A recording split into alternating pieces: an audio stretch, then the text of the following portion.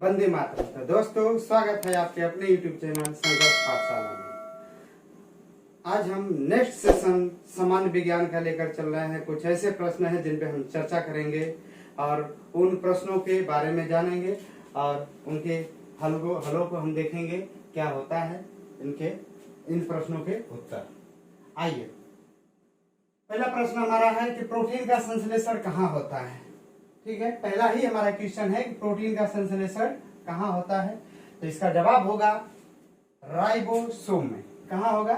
Ribosome में। Ribosome में protein का संश्लेषण कहाँ होता है? राइबोसोम। अगला है कि माइटोकॉन्ड्रिया का संबंध किससे होता है। तो माइटोकॉन्ड्रिया का संबंध हमारे और आपके श्वसन से होता है। किससे होता है? श्वसन से होता है। माइटोकॉन्ड्रिया का संबंध किससे होता है? तो श्वसन दर से होता है। किससे होता है? श्वसन दर से होता है। नेक्स्ट क्वेश्चन है कि कोशिका के अंदर ऊर्जा का निर्माण कहाँ होता है। तो कोशिका के अंदर ऊर्जा का निर्माण माइटोकॉन्ड्रिया में होता है। कहाँ होता है? माइटोकॉन्ड्रिया में होता है। माइटोकॉन्ड्रिया में होता है। ऊर्जा का निर्माण कहाँ होता है? माइटोकॉन्ड्रिया में होता है। अब देखिए, अगला क्वेश्चन हमारा है कि पादप कोशिका में डीएनए कहाँ होता है। तो पादप कोशिका में डीएनए यह कई भागों में पाया जाता है। तो यह हो सकता है हरित लवक वाले भाग में। ठीक है, हरित लवक या केंद्रक या माइटोकॉन्ड्रिया वाले भाग में होता है। कहाँ होता है?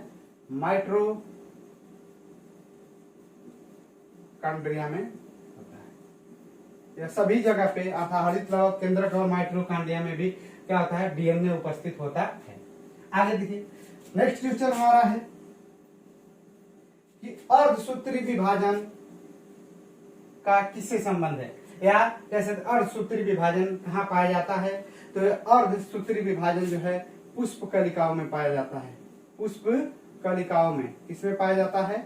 पुष्प कलिकाओं में पाया जाता है। पुष्प कलिकाओं में पाया जाता है। अर्धसूत्री विभाजन कहाँ पाया जाता है? तो पुष्प की कलिकाओं में पाया जाता है। कहाँ पाया जाता है? पुष्प की कलिकाओं में पाया जाता है। अगला क्वेश्चन हमारा है एटीपी का निर्माण कहाँ होता है। तो एटीपी का निर्माण जो होता है यह माइटोकॉन्ड्रिया में होता है। कहाँ होता है? माइटोकॉन्ड्रिया में होता है। एटीपी का निर्माण कहाँ होता है? माइटोकॉन्ड्रिया में होता है। कहाँ होता है? माइटोकॉन्ड्रिया में होता है। अगला क्वेश्चन है हमारा, हाइड्रोफोबिया रोग किससे संबंधित है। हाइड्रोफोबिया रोग किससे संबंधित है? हाइड्रोफोबिया रोग किससे संबंधित है, यह देखना हमें। हाइड्रोफोबिया रोग जो है यह विषाणु द्वारा होता है। किसके द्वारा होता है? विषाणु द्वारा होता है। यह रोग जो है किसके द्वारा, किससे संबंधित होता है? तो यह विषाणु के द्वारा होता है। हाइड्रोफोबिया रोग किससे संबंधित है? यह विषाणु द्वारा, अर्थात यह विषाणुओं के द्वारा हाइड्रोफोबिया रोग होता है। किसके द्वारा होता है? तो विषाणुओं के द्वारा हाइड्रोफोबिया रोग होता है। अगला हमारा है क्वेश्चन, चमगादड़ किस वर्ग का प्राणी है। चमगादड़ किस वर्ग का प्राणी है। तो चमगादड़ मैमेलिया वर्ग का प्राणी है। किसका है? मैमेलिया वर्ग का प्राणी है। किस वर्ग का प्राणी है? मैमेलिया वर्ग का प्राणी है। अब नेक्स्ट क्वेश्चन है हमारा, नेक्स्ट क्वेश्चन है कि एथलीट फुट बीमारी किससे संबंधित है। तो एथलीट फुट बीमारी जो है किससे होता है? तो यह फफूंद से होता है। किससे होता है? फफूंद से होता है। किससे होता है? फफूंद से होता है। एथलीट जो है, एथलीट हमारी जो बीमारी है वह किससे होता है? तो फफूंद से होता है। देखिए, अगला है कि लिम्फोसाइट जो हमारे मानव शरीर में जो रक्त में पाए जाते हैं, लिम्फोसाइट वह रक्षा किससे करती है? किसकी रक्षा करती है? किससे रक्षा करती है? तो यह रोगाणुओं से रक्षा करती है। किससे करती है? रोगाणुओं से रक्षा करती है। किससे रक्षा करती है? रोगाणुओं से रक्षा करती है। किससे करती है? रोगाणुओं से रक्षा करती है। अगला क्वेश्चन है कि आपातकालीन ग्रंथि किसे कहते हैं। आपातकालीन ग्रंथि जो होती है हमारी वह एंड्रीनल ग्रंथि होती है। क्या होती है? एड्रीनल ग्रंथि होती है। कौन सी ग्रंथि होती है?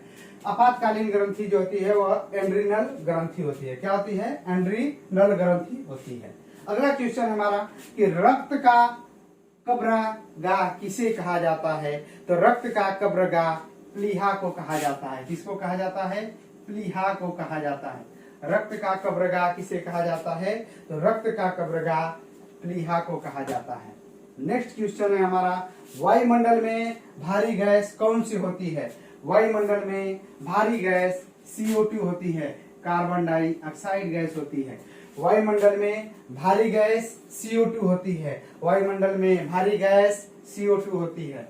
अगला क्वेश्चन है कि श्वसन दर सबसे कम कब होता है? अर्थात हमारे सांस लेने की जो दर होती है वह कब होता है? तो वह होता है सोने के समय। कब? सोते वक्त। कब होता है? सोते वक्त। और भी सोते वक्त कब? जब हम खर्राटे खूब ले रहे होते हैं उस समय हमारी श्वसन दर क्या होती है? सबसे कम होती है। अगला क्वेश्चन है कि हल्दी के पौधे का खाने योग्य भाग कौन सा होता है? हल्दी के पौधे का खाने योग्य भाग कौन सा होता है? तो यह भाग होता है प्रकंद। क्या होता है? प्रकंद होता है। कौन सा भाग होता है? प्रकंद होता है। कौन सा भाग होता है? प्रकंद। और अंतिम क्वेश्चन हमारा है कि न्यूक्लियस की खोज किसने किया था? तो न्यूक्लियस की खोज करने वाले वैज्ञानिक का नाम है रॉबर्ट ब्राउन। Robert brown. ये थे ये सभी प्रश्न। चैनल संघर्ष पाठशाला को सब्सक्राइब करना न भूलिए और मिलते हैं आपसे नेक्स्ट क्लास में।